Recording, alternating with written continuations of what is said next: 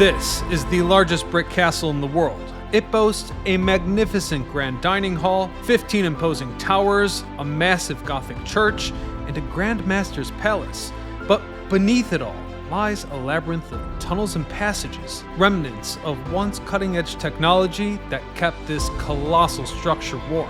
That's right, in the 13th century, much of the 1.5 million square feet of space was efficiently heated throughout even the harshest of European winters. So, how was this even possible? How could such an ingenious system be envisioned back in a time when literal witch hunts were still a possibility? Stay tuned to find out, as today we uncover the forgotten secrets of a medieval castle heating system. I'm your host Ryan Sokash, and you're watching It's History on Location. Let's start at the very beginning, when the castle of the Teutonic Order in Malbork, a UNESCO World Heritage site, rose into the sky, becoming the largest castle in the world by land measurement. And to help us better understand this story, I sat down with Dr. Gregory Layton, an American expert on the Prussian branch of the Teutonic Order. Paint us the picture, Dr. Greg. It's the 13th century, and the largest brick castle in the world is rising into the sky. Malbork is first mentioned in 1276 in a land grant from the Master of Prussia, not the Grand Master. They were still resident in the Holy Land at that time, Konrad von Tierberg. He gives the town rights to the citizens living here near Castrum Sanctae Mariae, Marienburg, Mary's Castle. In the 13th century, the most common form of castle was wood and earth constructions. These were done primarily for efficiency. You could build them more quickly, and you could also dismantle them and set them up as your conquests went on. The name Marienburg kind of shows, in some ways, that this would be an important place because the Virgin Mary is the patron saint of the Teutonic Knights. Was this planned to be such a large-scale project, or did it evolve? What you asked there is probably one of the most debated issues in the study of the history of the Teutonic Knights. Were they planning to come here and have the headquarters of their monastic corporation here? Why is that? Where was it before? The Knights were founded in the Holy Land, and their headquarters remained there until the loss of Acre to the Mamluks in 1291. From 1291 to 1308, 1309, the Grand Masters were resident in Venice, in Italy. Then in 1309, they came here. It's really difficult to come to a solid answer on whether or not they had planned all along to come to Prussia and make their headquarters here, but we know that in 1309, that's what happened. Before the 14th century, the castle consisted of a rather modest two-story convent. The ground level held a kitchen, dorms, and 2 refectories, whereas the main level had a church, a small infirmary, and additional living spaces. I should also point out that there was immediate access to water available thanks to a well. At this point of the castle's rise, there wasn't much to note about a heating system per se. However, it was suspected that by 1309, the kitchen's stove chimney was routed to heat the room above it, where wheat may have been stored. Therefore, it would only be with time that the castle would see more serious advancements in this area. It's a process or product of about 180 years of construction because the Grand Masters were resident here. And the way you could think about it is that each Grand Master, particularly in the 14th century, the late 14th, early 15th century, added their own touches. It's kind of a piece of their personality. But it was always added upon, especially after it was decided that it would be the headquarters. They needed more space because the convent here was larger.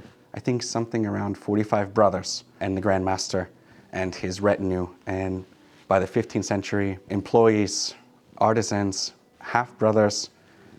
It was kind of like a small city in its own, and it took about 180 years to get what you see now. Day-to-day life involved several different things. As the headquarters of the Grand Master was sending his correspondence out every day. These could range from personal correspondence with rulers abroad to local commanders in Prussia or in Livonia, sort of like a director or the chief. He was responsible for decision-making, for maintaining diplomatic relations. This gave rise to the necessity for what we could call a chancery, a group of people who were responsible for drafting letters. Think of it sort of like a primitive email system. This took up a lot of the Grand Master's time. You also had the diener, servants, who lived in the outer castle, and they were engaged in artisan practices, weapons manufacturing, baking, beer brewing. It was like a little microcosm, little world. Towards the middle of the 15th century, the order had firmly established its presence in the region, and it was around this time that significant measures were taken to keep parts of the castle warm. By far, one of the biggest pieces that might surprise listeners is the heating system. How rooms were kept at a comfortable temperature and how that temperature was maintained over time. You might think of sitting in your house by a fireplace, but here in Malbork, especially in the Grand Master's Palace and in the Great Refectory, there was a complex network of ovens and channels that went under the floor and were released through valves in the floor. So there are 32 heating vents here in the floor. How would this have actually worked in practice? Oh, that's a good question. Underneath, you have essentially a very large stove with two openings, one on the bottom, one on the top. The bottom stove would have wood inside, which would be lit on fire, of course. And then on top of that, you would have stones to retain the heat. So the heat would go up from the wood fire to the stones and be distributed through a channel of tunnels that would rise up to the room. Would these be open permanently or? No, they could be open and closed. When you are at the desired temperature, you close them. This is more like a reception area. So if you look behind this painting here, there's a window from the Grand Master Palace, and he could look in when his guests were arriving. It wasn't necessarily tables and chairs and things like that. It was a kind of representative space for the dignitaries and guests of the Grand Master to be greeted. So was it heated for the order or for the guests? Definitely for the guests, I would say, because we have to remember that the Teutonic Knights were a monastic order and a military order, knights and monks. According to the monastic rule, they would not be permitted to have something as comfortable as heat in their bedrooms, which explains why in the upper castle, where the monastery is, and the dormitories, those rooms aren't heated. This goes against the rule for the knights. That's an interesting contradiction. On one hand, you provide the best, the most modern technology for your guests, but you go upstairs and suffer. And we should also know that the Grand Master's Palace and his private sort of writing room had heating. When we think about the Teutonic Knights, they're a military monastic order, like the Templars, like the Hospitallers. They embody a warrior ideal, but also a spiritual one. And the ethos of that can be found in the rule, the set of guidelines that dictate daily life for a member in the order. So we think about, oh, it must have been so nice to be comfortable and be heated all the time. But you have to remember one of the key vows that a knight in the Teutonic Order would take, even the Grand Master, was poverty. So to fulfill the ideal of the monastic knights, you were supposed to suffer as well. That's why the sleeping rooms in the high castle, the dormitories, weren't heated. Now the ovens, they really give you an impression for how massive this technology was. Yeah, it really does give a greater understanding of how a massive room like the one we were just in would be heated. Now you said these stones would retain the heat. For how long? I believe in 1824, they did an experiment on heating the castle I talked about earlier, and the effects of the heat could be felt for up to 15 hours after they opened the ovens. How did the logistics work? I mean, we're pretty far underground right now. The chamber is relatively small in comparison to the rest of the castle. How did this function? Who worked here? Probably would have been an employee, maybe a diener in German, a servant. They would be responsible for maintaining the heat in the Grand Master Palace or the refectory when he had guests. Considering that the monks, the order did not have heat and they were sleeping in the cold, would this be a coveted job because you'd be warm all day? I think so. Like every job, it has its payoffs, right? I mean, sure, you would be warm, but you would be loading fuel into the ovens all day too. Maybe kind of working like at a pizza restaurant or something, and standing in front of an oven all day might not be that great. He's telling the truth here. In addition to hauling lumber, removing ash, and blowing the flames, the job required operators to rotate the massive stones and ultimately replace them, since after a certain number of burns, they would become brittle and lose their ability to retain heat. Yet beyond even that, there were much bigger challenges when it came to obtaining the precious fuel required to heat this massive castle. The main problem would be actually finding wood for supplies. This area of Poland, Żuławy, it doesn't have a lot of natural deposits of wood, so wood had to be used sparingly. In the Grand Master Palace, there are several examples of smaller fireplaces, even private heating systems. For example, the room where the Grand Master would sort of reflect, his reading room, if you will, had, I believe, 3 valves for a heating system where he could stay comfortable. You also would have heating systems in the High Castle, the monastic space where the chapter was held, where the Church of the Virgin Mary is. This also would have had heating because these were important meetings for higher officials of the Teutonic Order, and they wanted to be comfortable.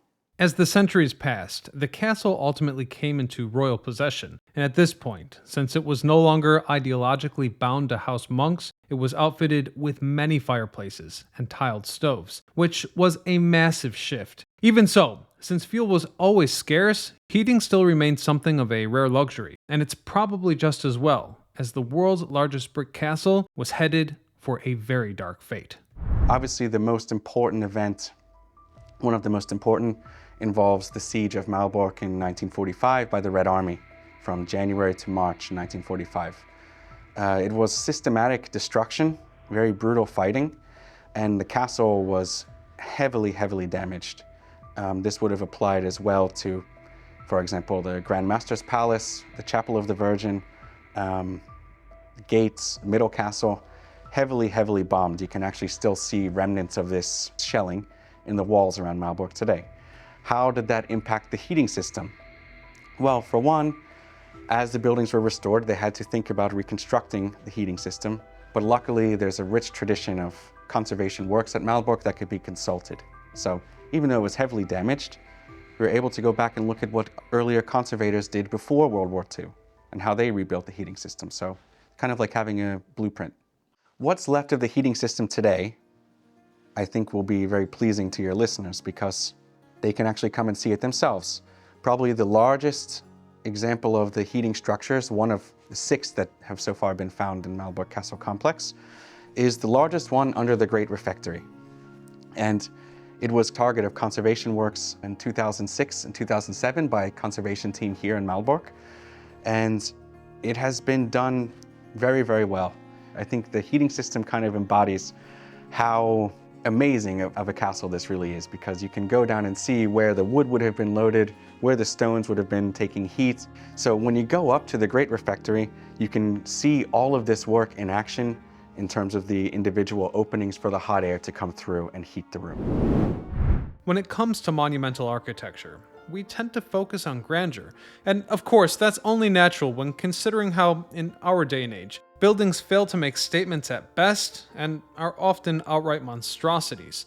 Yet 3/4 of a millennium ago, mankind was telling a very different story through the artistry of architecture. And these accomplishments, these monuments, transcend time and still move us in the modern day. But the accomplishments that I appreciate are more subtle and almost always out of sight. Things like the heating system make these antiquated spaces far more relatable to the world we live in today. In other words, the past is with us in the present. We just need to dig a little to realize that.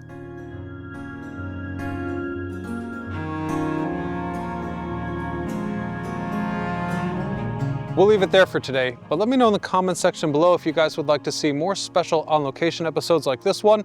Otherwise, until next time, I'm Ryan Socash, signing off.